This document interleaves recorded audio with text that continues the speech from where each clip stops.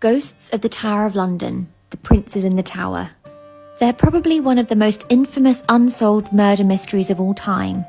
The brothers King Edward V and Richard Duke of York, best remembered by their nicknames, the Princes in the Tower.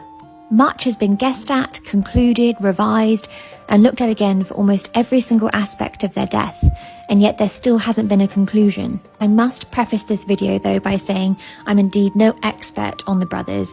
People have dedicated their whole lives to try and discover the truth. Here is a brief tale at the lost princes before looking at their ghostly goings-on. Edward V came to the throne after the death of his father, King Edward IV.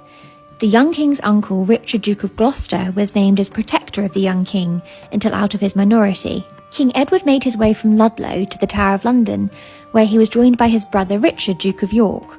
This was when the Tower was much more of a royal residence, so it wasn't as a sinister act to keep the two boys there. On his way to Ludlow, there had been a power struggle between the Woodvilles on the king's mother's side and Richard, Duke of Gloucester. The boys were seen by many in the Tower, playing games on the green, taking part in archery, and all over the many rooms the Tower had.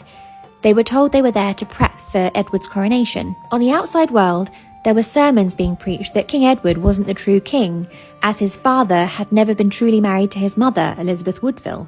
This was because he was pre-contracted to the Lady Eleanor Butler, therefore making both his marriage null and void and his children illegitimate. This thinking was moved to Parliament, and the Titulus Regius was passed, officially declaring the marriage of King Edward IV and Elizabeth Woodville invalid. Therefore, all their children were also illegitimate, including the current King of England, King Edward V, thus making his reign last only 78 days. This act also declared that the dead king's brother, Richard Duke of Gloucester, took the throne as King Richard III. As for the princes in the Tower, as soon as Edward was stripped of his kingship, the boys who used to roam so freely around each part of the fortress were seen less and less. Edward's state of mind doesn't seem to be in the best of health. His father had just died, he'd been declared illegitimate, his uncle had assumed the throne, and he was locked away in the Tower, whilst his mother had declared sanctuary at Westminster.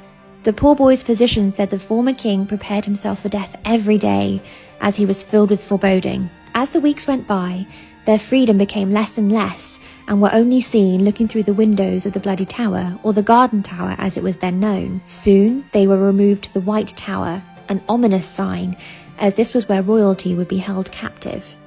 Please do head to part 2.